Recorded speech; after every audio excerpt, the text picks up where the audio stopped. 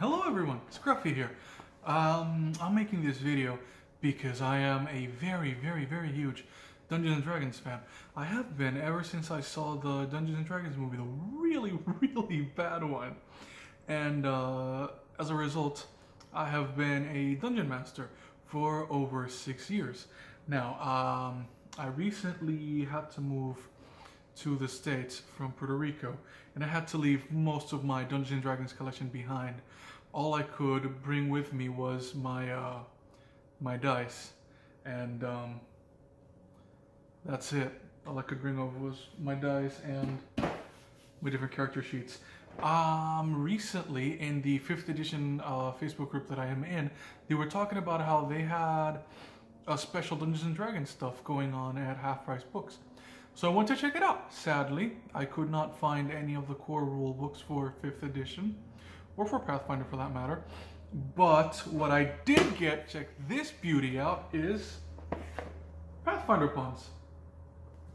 Now, the thing about these Pathfinder pawns is, usually when you play Dungeons & Dragons, you will have the miniatures, which are these little toy soldier-like figurines, and you use them on a gridded map to, for example, 1 square equals 5 foot.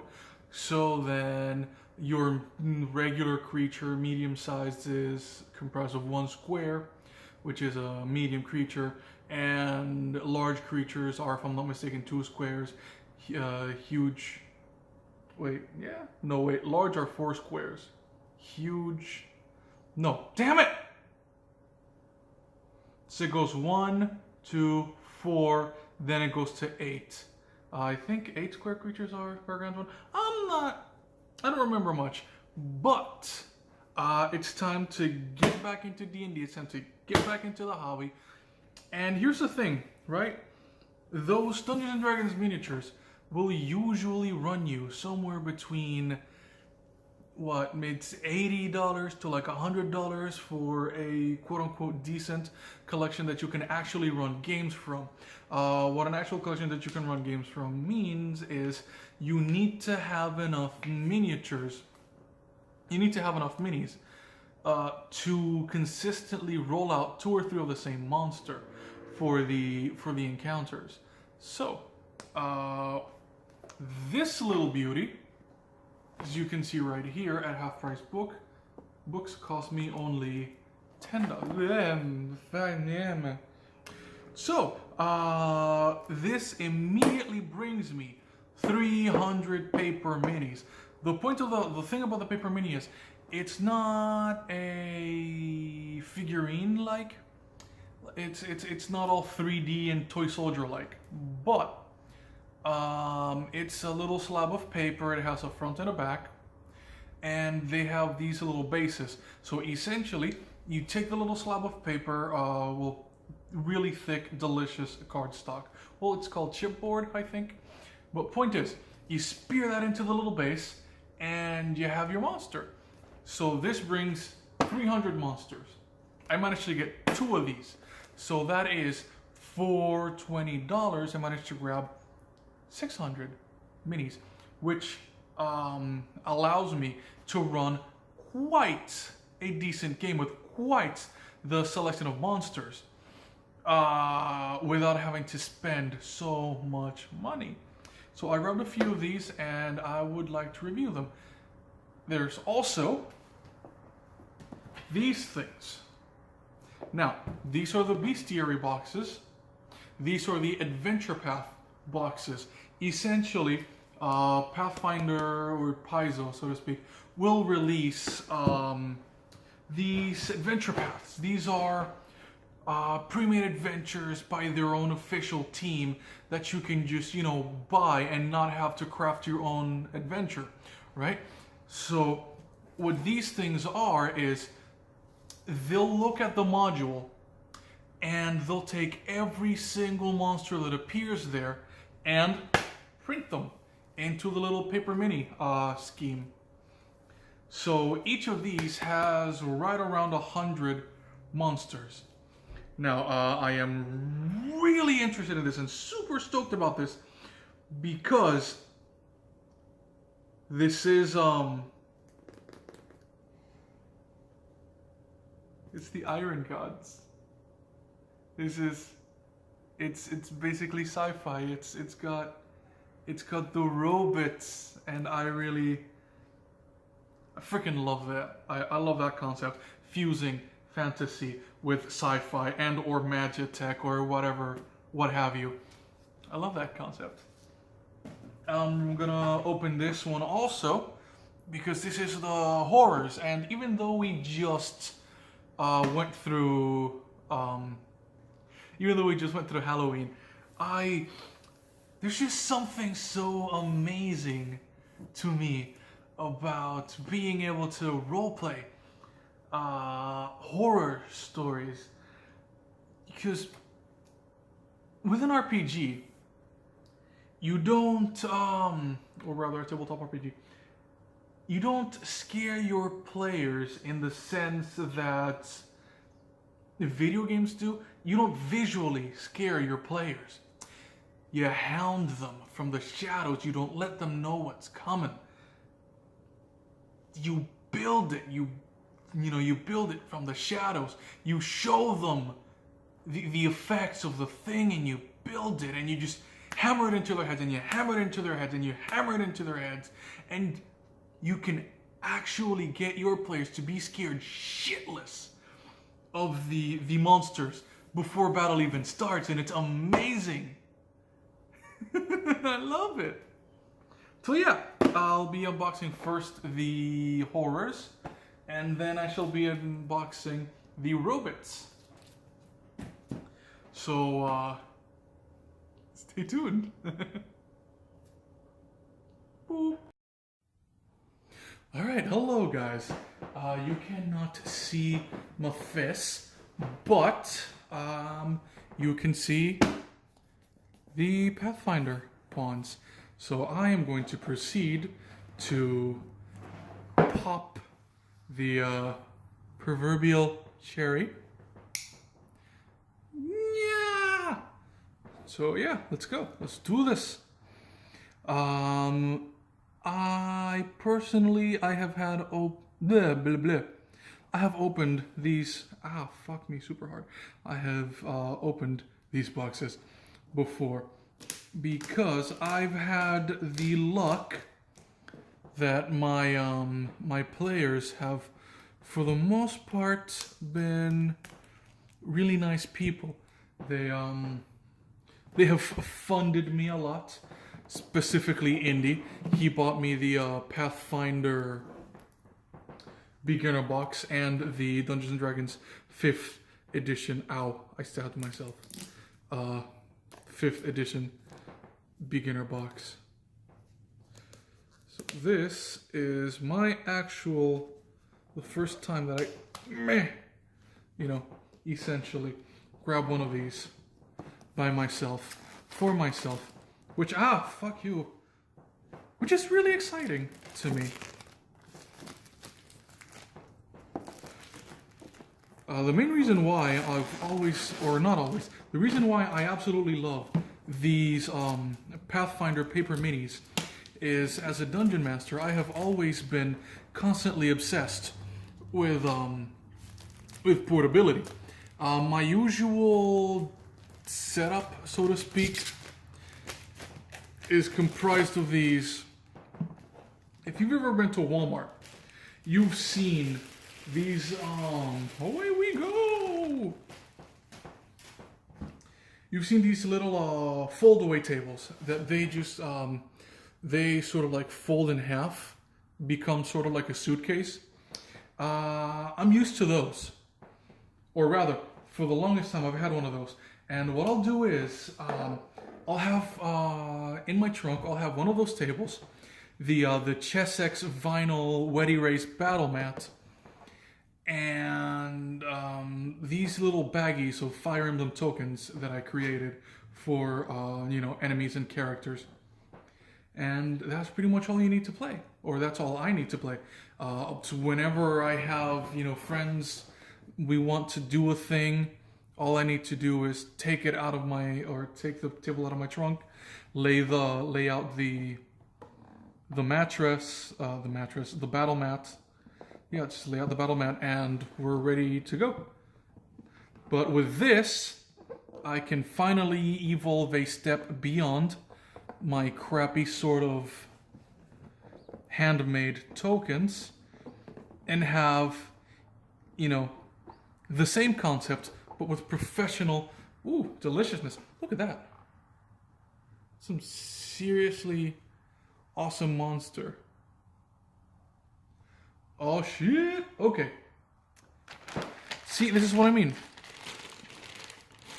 These are the 1 square bases. These are for small to medium creatures. They occupy 1 square, which means they have a radius of 5 feet and a reach of 5 feet. This is for your large or huge, I'm not sure, monsters. These occupy 4 squares and indicate that the monster's reach is at least 10 feet.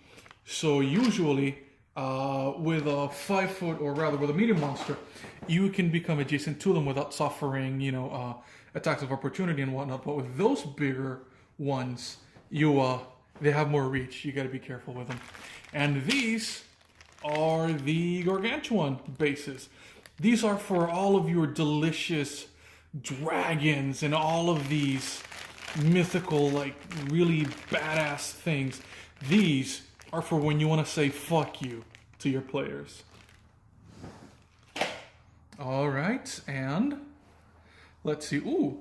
I'm already spotting a few of these that could actually be used as player characters. All right, let's take this in.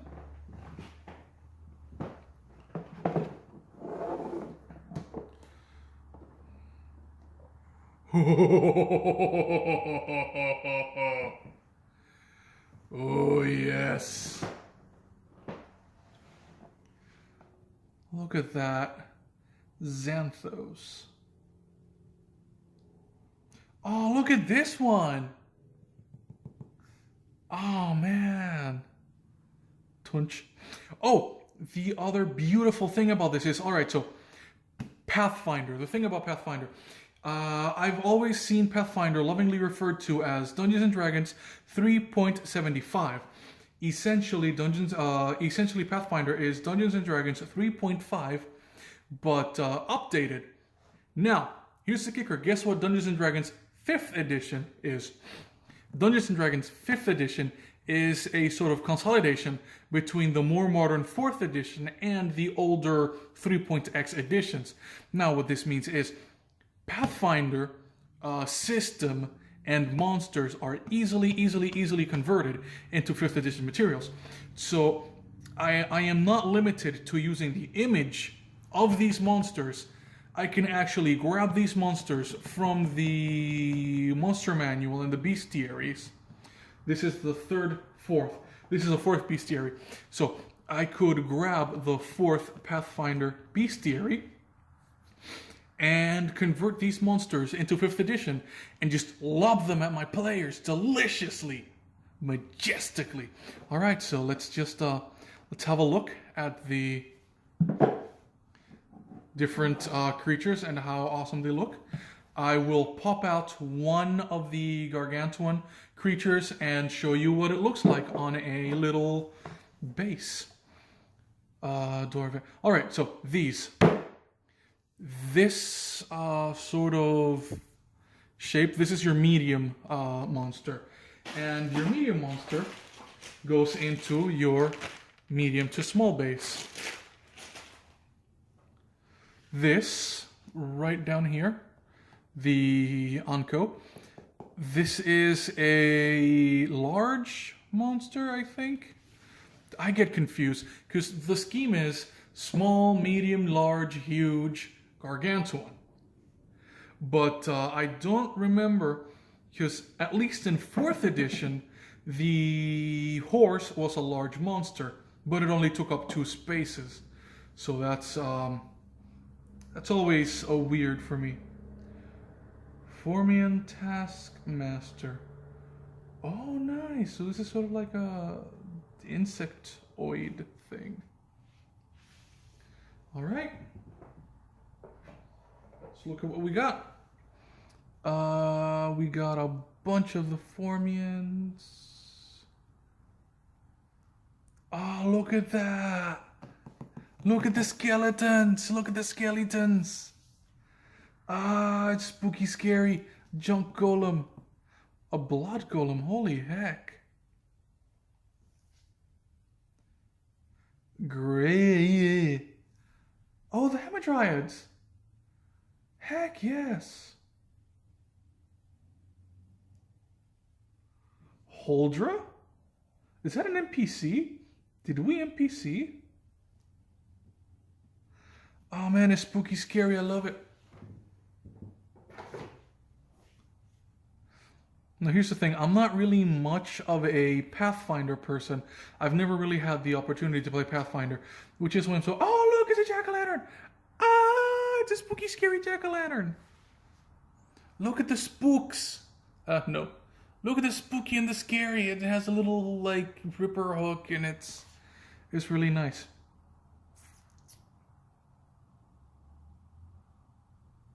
Oh man, I'm absolutely in love with these.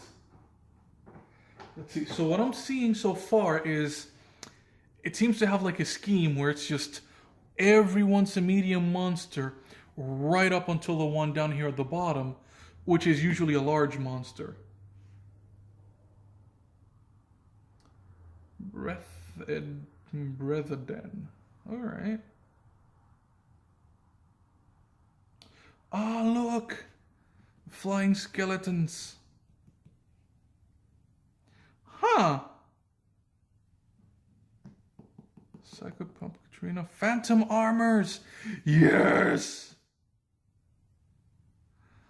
Oh, man. Necrocraft. Oh man, the spooks. Is a spooky. Oh no way! We got shirks! We got shirks! We can run a shirknado! We can make a shirknado! Oh man, that's awesome! Oh hey, look, we have fudge Roman-like warrior things. Deus. Oh man. Those are awesome. Oh! Oh, these are specifically huge. Are they all going to be large now? They're all going to be large now. Holy heck. Imperial Lord. This sort of looks and reminds me of... Hold on, let me... Yeah. Kinda. He looks all furry, like a monkey, which makes me just remember the Legends of the Monkey King. That's awesome. Look, we have a drake! We have a drake! Dragons! Ah, man. I mean, I don't know about you guys, but I would so run these as a weeping angel. I would love it. Would love nothing more than to run my weeping angel. Oh! Oh, yes! Oh, look at this!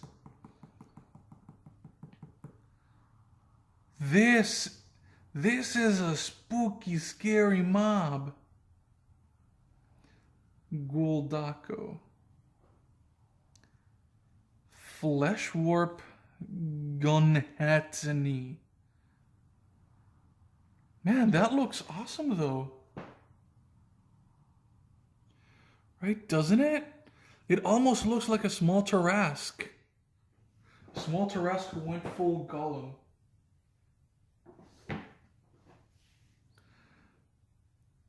Oh man. It's Crib! It's a Crib! It's a Crib monster. No way! They have great old ones. In 5th edition, they're a patron. So, holy hell. That gives me ideas. Because if you look here, this number here at the bottom, I'm not sure what the top number means, but I'm pretty sure that the bottom number is HP. If this thing has 162 HP, that's going to be at least in like the tens in terms of levels, I think. Look, living walls. We've got living walls. We've got living walls. Holy heck. We can make such a good spooky, scary adventure out of this. But yeah, it has to be at least in the tens, in the level 10 or above, which in 5th edition would really fit into the whole warlock patrons. Oh man. Let's see. Happiness all around. Seaweed Siren, that's meh. Oh man, this reminds me of, oh man, I forget. There's a really famous creepypasta about a thing that looks like this. Man, I forget it. I forget about it. But you can run a creepypasta sort of like SCP thing with it. Oh man. Skin Stitch! These are my favorite kind of monsters. Those are so... They can be so scary. Because what you do is... the concept is perfect, but the execution is not. So what you do is, aside from talking to my hand, is... I'm sorry, that was bad. So you make the monster so that it becomes stronger every single time it kills something. So then you describe the different patches and how much stronger it is. Or, God, if you want to be, just completely awesome about it, you can have it just bring down one of the players in the party and have it become stronger mid-fight. And give your players that sort of oh shit moment. Oh, it works so good. Oh man, look, it's a dire weasel. It's an adorable little weasel, but it's dire. Oh no. Oh no.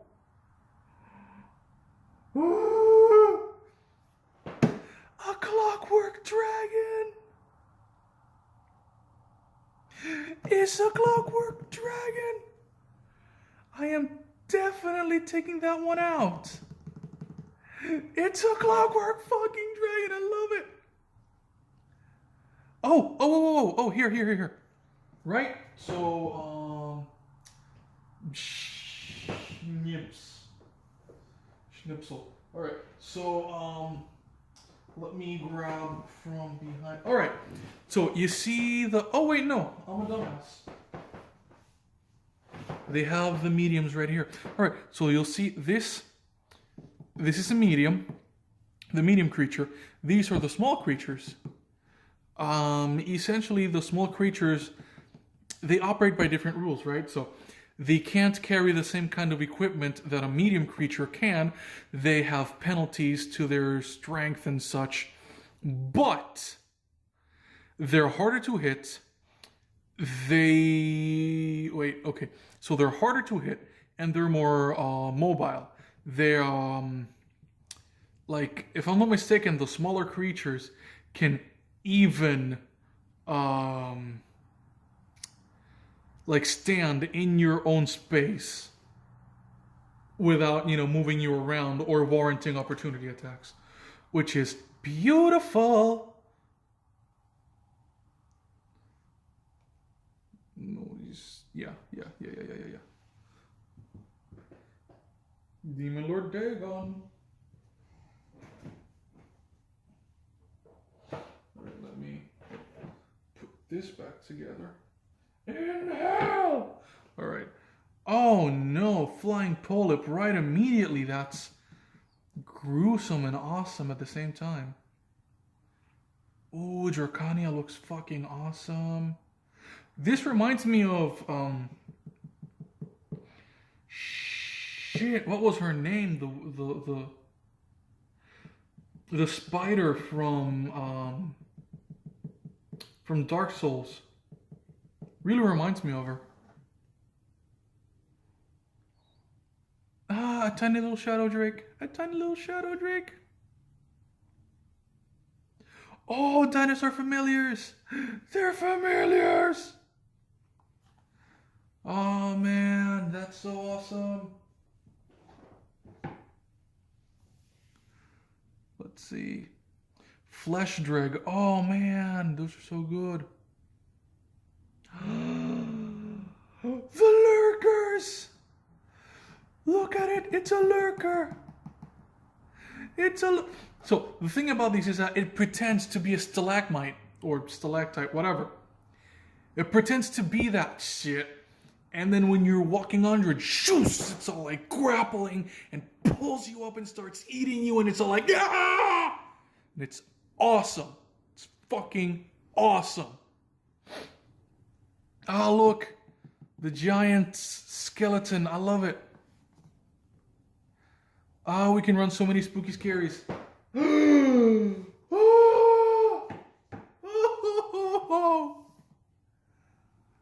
The dragons! Look at these badass dragons! Oh, but this is a lunar dragon and this is a solar dragon. Holy shit! That means that in the world of Pathfinder, these are aliens, so to speak. That could open up so many story plots and ideas. There's more! There's more dragons! Oh shit! The time dragon?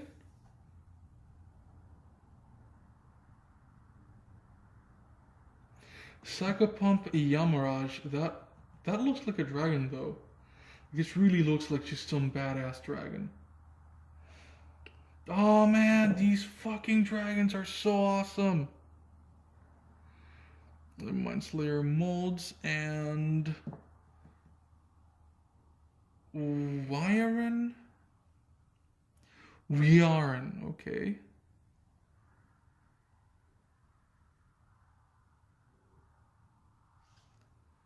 Oh man.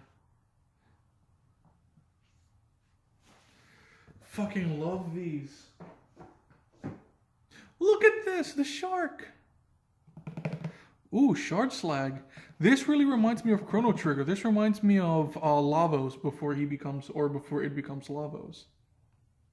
Cthulhu! There's a thing! There's this star spawn of Cthulhu. Oh man.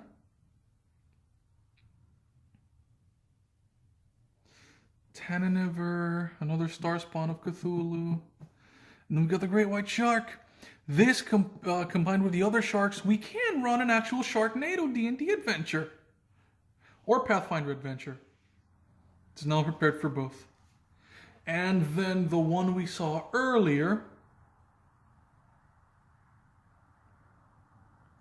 Oh hey! Weirwood. Yeah. Wait, no.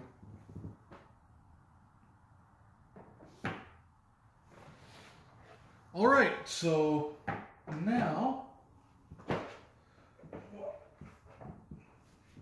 we are going to take one of these, and I kind of really want to pop out one of the dragons. Now, some of my favorite stories to run are time travel stories, so I think I'm going to pop out this amazing looking time dragon and prop him up in his Booyah Gargantuan, or it's either Gargantuan or huge, I don't remember which, but plop him into his rightful sort of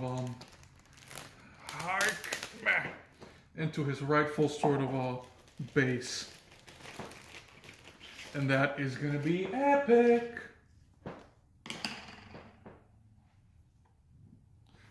You ready? You ready, guys? Oh, man. Oh, shit. So satisfying.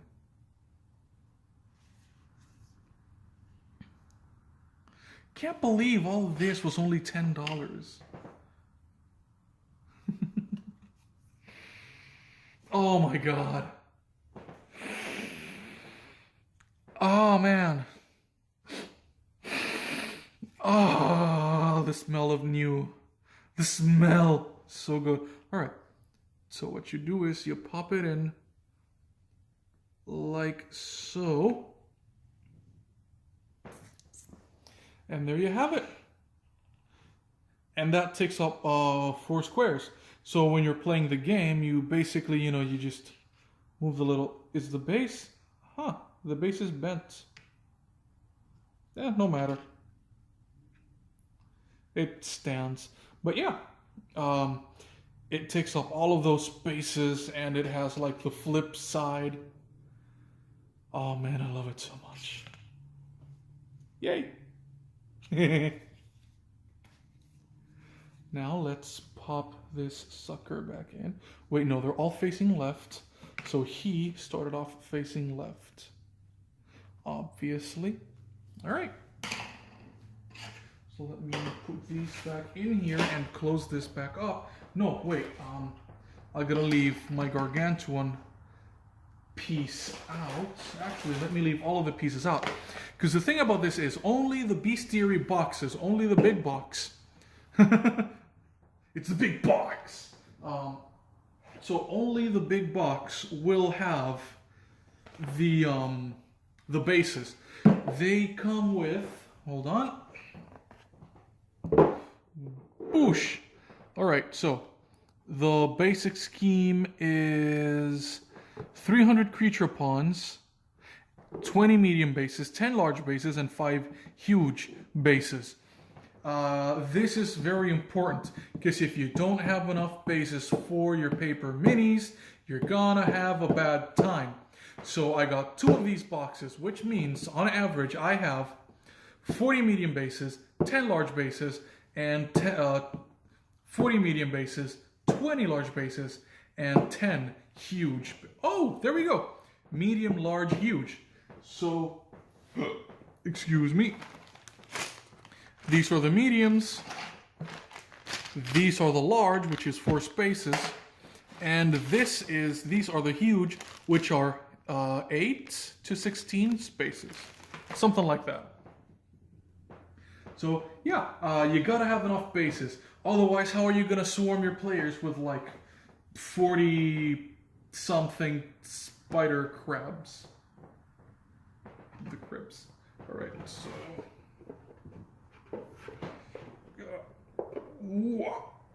All right. It fits.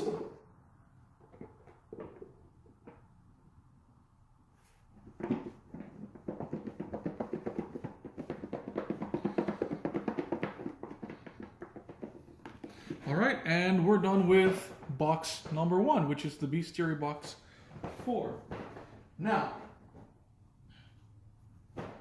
for the other one. The Iron Gods. Now, again, I really don't have much of a background in Pathfinder. I've always wanted to be able to play Pathfinder. Alright. Nope. Alright, so I've always really been interested in playing Pathfinder, but I've never really been able to. I played Pathfinder maybe once or twice, I'm not sure. But I've always been really interested in the system.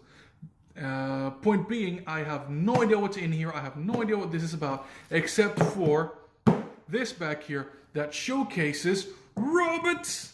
It's got the robots, and I want them, and it's robots because I really enjoy the idea of having robots in my D&D. I mean, it's already got magic and all of these sort of magic items. It's got the from the Forgotten Realms, it's got the Warforged race, which is essentially magical robots. So, if they've already got them, then why not go further beyond in that technology? Which I believe is what we're going to see here. just more monsters based on the technology that gives us races like the Warforged. And don't try this at home.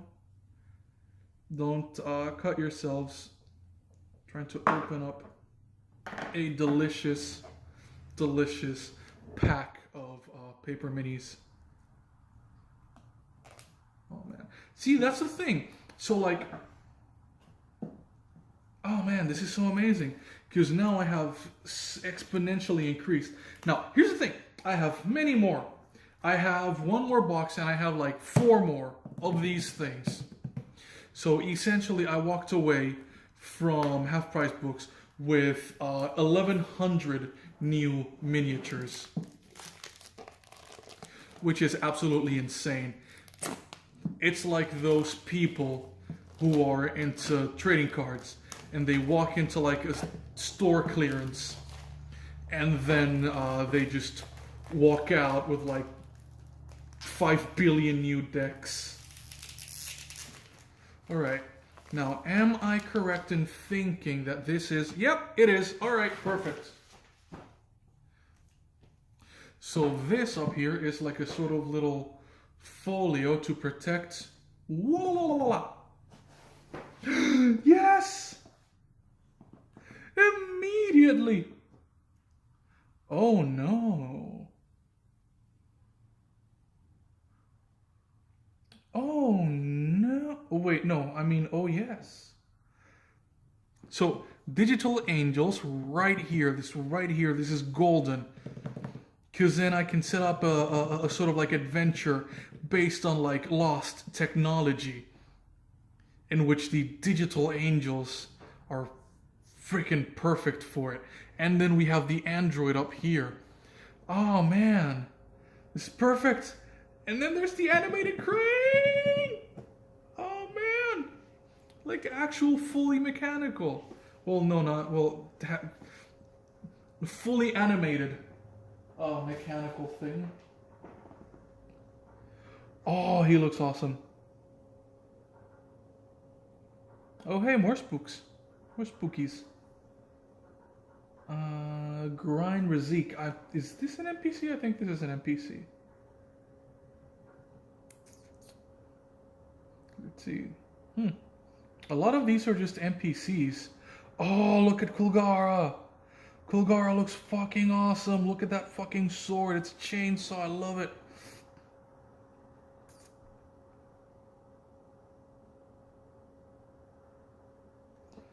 Oh shit, what's that?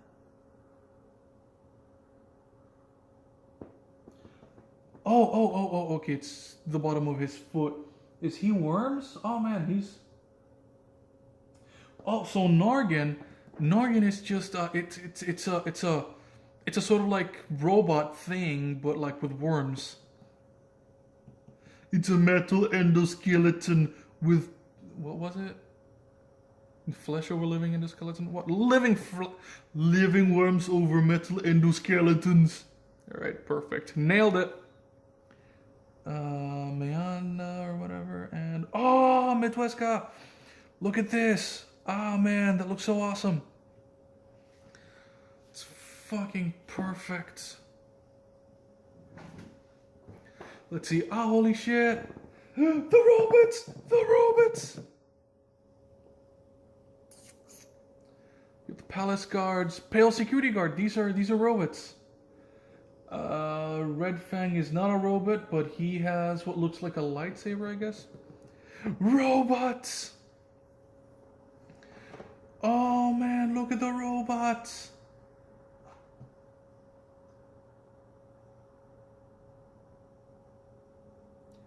Oh my god. Oh shit!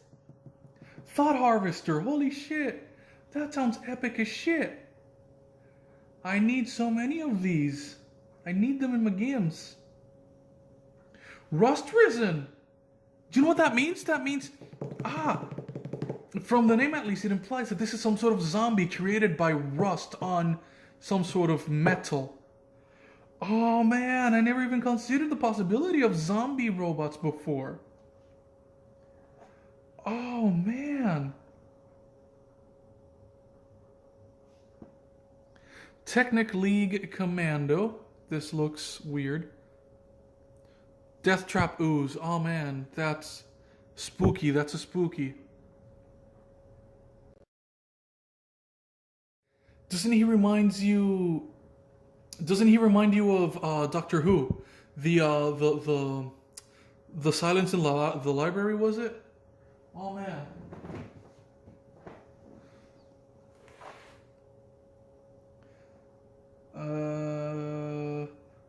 Robot Director. Pretty sure that the Robot Director. Oh man, that's so awesome. So many. Ha ha ha ha ha. He needs a high five. Oh, Haunted Robot. Hellion Chassis. Oh no, these are so badass. Oh, I need them. Oh, wait, no shit. Angelic Avatar, Unity. So then does that mean that this is a robot, sort of like a vessel, like a robotic vessel for angels? So like angels can just possess these little avatars and just walk him around? Because that's a fucking awesome concept. Overlord Robot, yeah. It's Unity. Oh man. Oh shit! More robots! Pulse Pounder, so this reminds me of Winston from Overwatch. Oh no, what are those? Those are the spookies.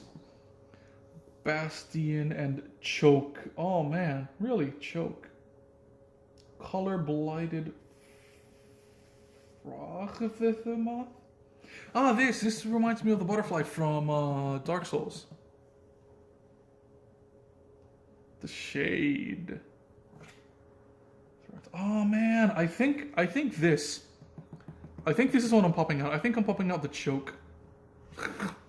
Pop out the Choke, yo. Oh! Dinosaur Riders! Dinosaur Riders! Dinosaur fucking Riders! Look at him, it's a Dinosaur Rider! Mounted Lashunta Guard.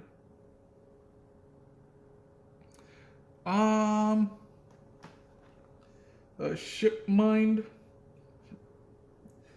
Oh no. Oh no. So are we? Is this? Because from these monsters, what I'm thinking is maybe this is like this sort of like weird sci-fi setting, where we have the airships that are robot controlled, and maybe Ship Mind is the artificial intelligence for the ship, but it's also a monster, so you can fight it, which means the ship is sentient.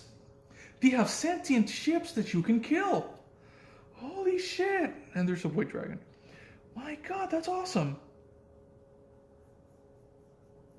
And yeah, that's it. I am popping out my Choke. That's what she said. Oh.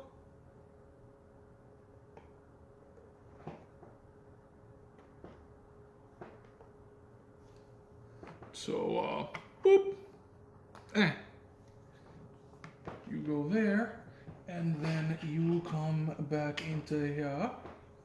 And we have our tiny little gargantuan Choke, and blah, blah, blah. And now he's ready to fuck up some players. Yeah. Hello guys, we're back to FaceTime. This is literally right after I did the do, and it's awesome and I love it. So yeah, I hope you liked the unboxing and slight review of the Pathfinder minis. Now here's the thing, right? Because these are super thin, they're really good for portability purposes. Because as it stands, all I need to do is take these, things, put them back into the little folder, put the little folder into what space is left from the bestiary box. Yeah, 2 little spaces left on the bestiary box, and with just this box, I can have about 400 minis, depending on the situation. I can have about 400 minis and all of the bases that I need to run them with, and I can just pop that into my trunk, and I can just have this, you know, just this thing. You can have this in my trunk to do for all of my mini needs. After which, all I need is my trusty dusty DM binder that I may be making a video of in the future, and the battle mat and the folding table, which are surprisingly low profile. I will in the future, if this video gets enough views and or likes, make a video on my usual Dungeons and Dragons or tabletop RPG setup. How I keep my notes, the tools that I use, the implements, and how I keep everything portable. Alright, well, thanks for watching thus far. This has been Scruffy. Thanks for enjoying in this delightful nerdgasm. And, well, have a wonderful day, you fucking pieces of shit.